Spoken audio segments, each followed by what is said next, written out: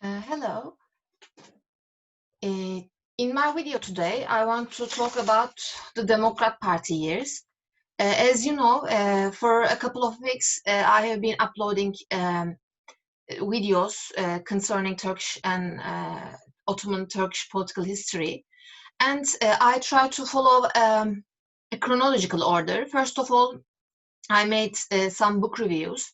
Then I talked about the final days of the Ottoman Empire. Then I made a brief presentation about the establishment of Turkish Republic and the Kemalist reforms and the early years of the Turkish Republic. And today I will continue this chronological presentation, and I want to talk about the multi-party years. We know that like around more than 20 years,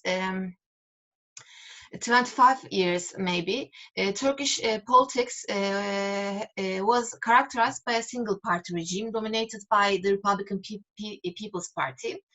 However, with the Democrat Party rule, Turkey witnessed the transition to multi-party politics, multi-party democracy, we can say. So today, first of all, I want to talk about how Turkey moved to the multi-party years. So the first thing that we should bear in mind is about the nature of this process. We know that since 1923 until 1946, there have been a single party, until 1950 actually, there have been a single party rule, and this party was the Republican People's Party. Actually, in 1924, there was another party, like an opposition party against the single party, Terakkiperver Cumhuriyet Fırkası, but it was closed down. And later in 1930, another party was founded. It was the Free Republican Party, but it was again closed down by Atatürk. Then all the oppositions were silenced, and for more than 25, maybe like, yes, around 27 years, there was a single party rule. But in 1946, under the leadership of Adnan Menderes, another party came into being. Normally, Adnan Menderes was a politician who started his political career in Republican People's Party. He was a businessman, and he came from the Anatolian region. He had conservative roots. Adnan Menderes and with some of his friends founded a brand new party, and this party, we know that it is the Democrat Party. Democrat Party was founded in 1946. There's an important event that we should know related with these years about the establishment of the multi-party regime. It is the motion with 4 signatures. So what is this motion with 4 signatures? It is known in Turkish as Dörtlü Takrir. So Adnan Menderes and his friends presented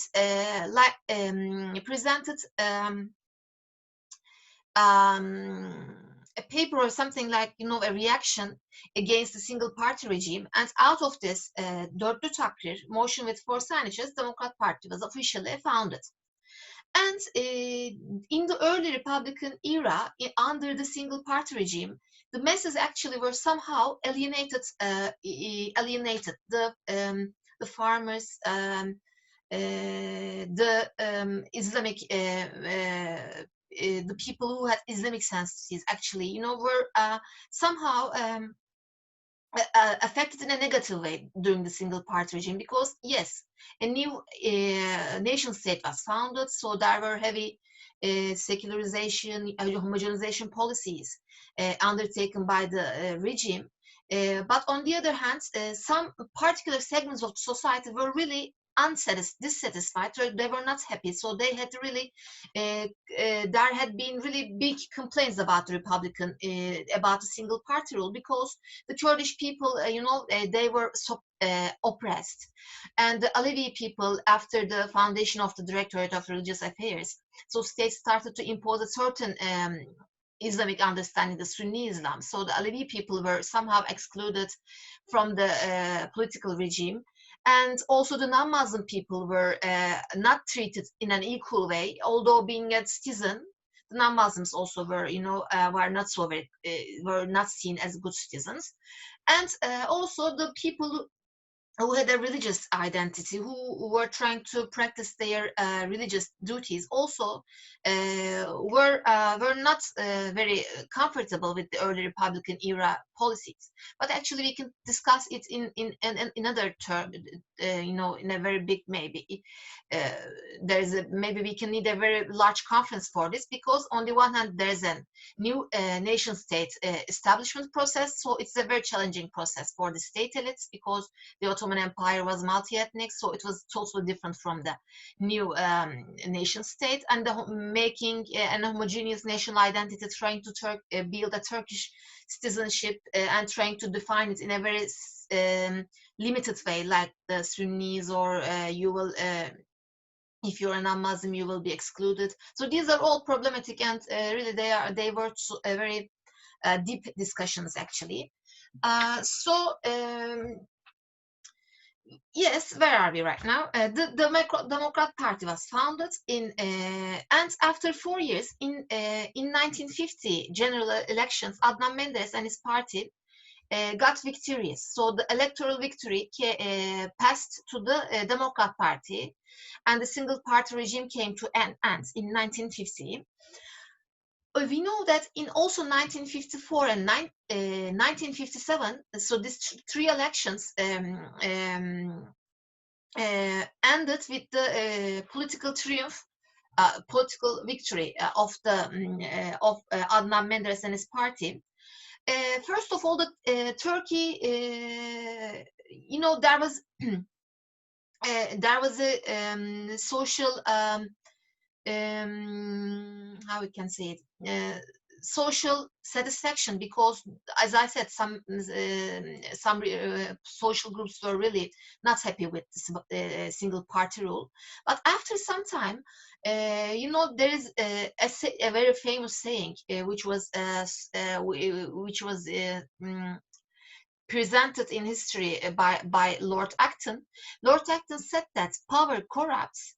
Absolute power absolutely corrupts. So what we saw in the Democrat Party example is this. Normally, Adnan Menderes came with a very, democratic rhetoric.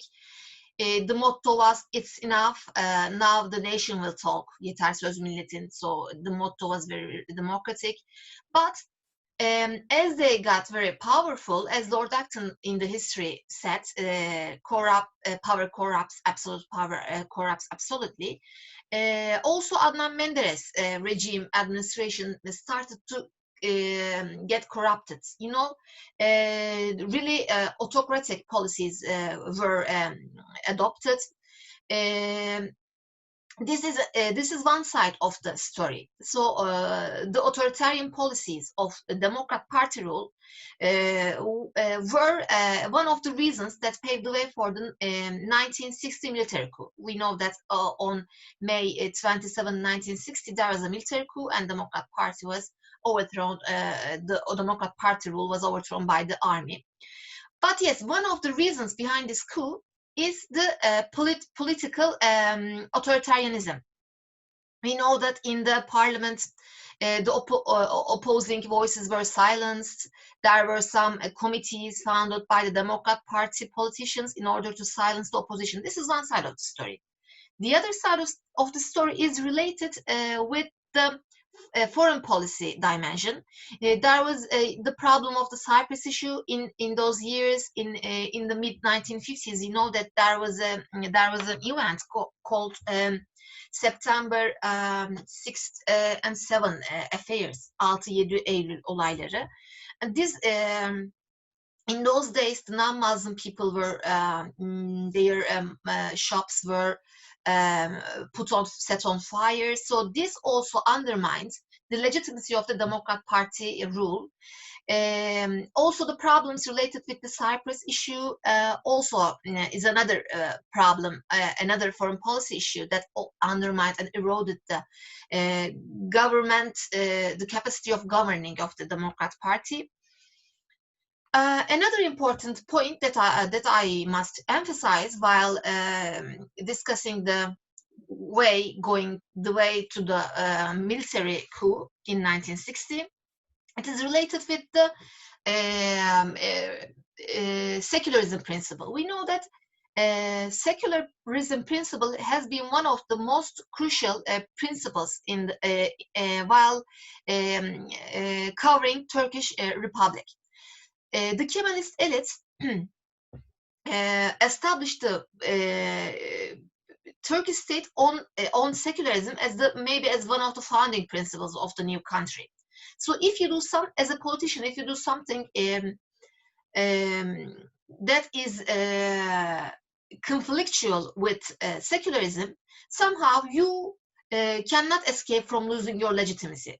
In the Adnan Menderes experience, we can say that Adnan Menderes started to establish close ties with some religious groups. For example, the Nurcu movement, with some of the religious groups. He established close ties, and these were seen by some segments of society as a threat to the secular nature of the regime. On the other hand, we know that Adnan Menderes also during his years, the call to prayer, Ezan, was again converted into Arabic. In the early Republican years, the Kemalist elites made this call to prayer to be recited in Turkish. So one reason of 1960 coup is the economic side. After the mid-1950s, the economy of Turkey began to face a serious crisis. So the economic prosperity started to decline. On the other hand, the Democrat Party maybe somehow pathological relationship with religion also caused discomfort among some state groups and also social groups. Also, the increasing authoritarian policies of the Democrat Party rule are also played a key role in the outbreak of the military coup. Then, yes, on May 27 in 1960, a military coup emerged, and Alparslan Türkeş was the leader figure of the military coup. As one of the important characteristics of this coup, we can say that this coup was carried out in a non-hierarchical way. I mean, not the very high military officers carried out this coup, but Alparslan Türkeş was a colonizing in those years, and he carried out this military coup. And after the coup attempt, the history of Turkey really witnessed really black days. It was like a black mark in Turkish political history, we can say. Adnan Menderes and his friends were sent to an island, and they were hung.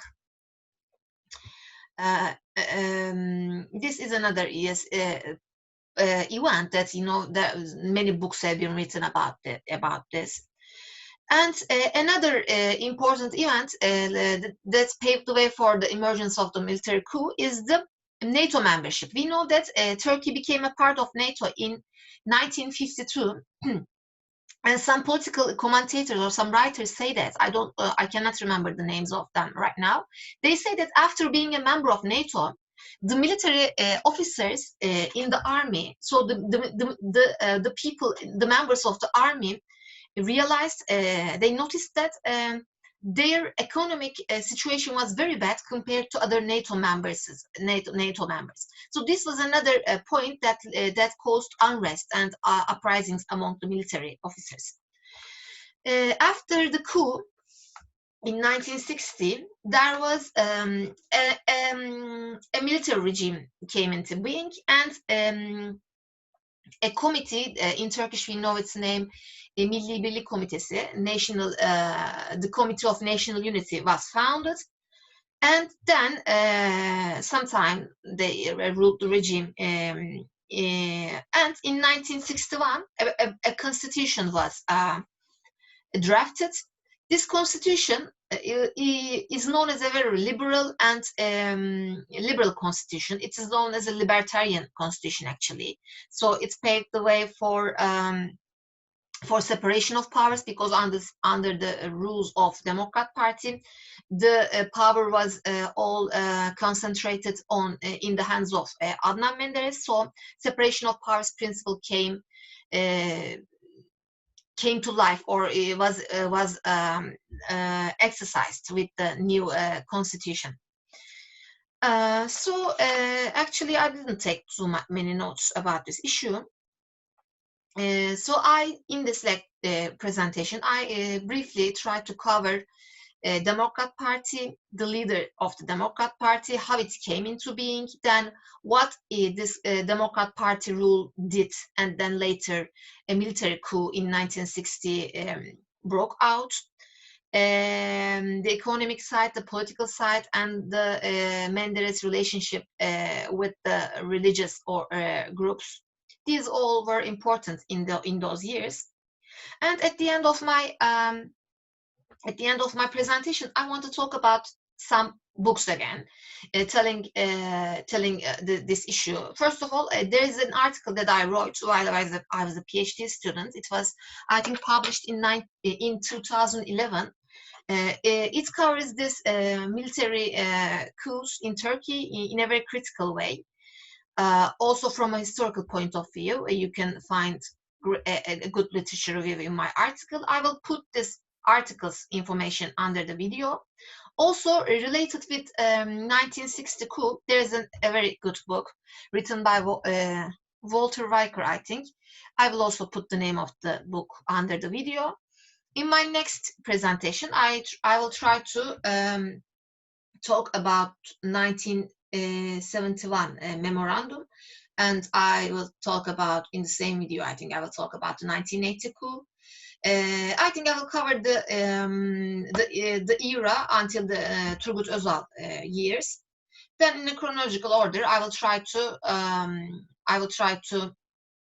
again talk about Turkish political history. Then I will come to contemporary days. Then maybe every week I will make a book presentation, or I will make an article presentation, or I will try to talk about a famous historical figure or a famous political scientist.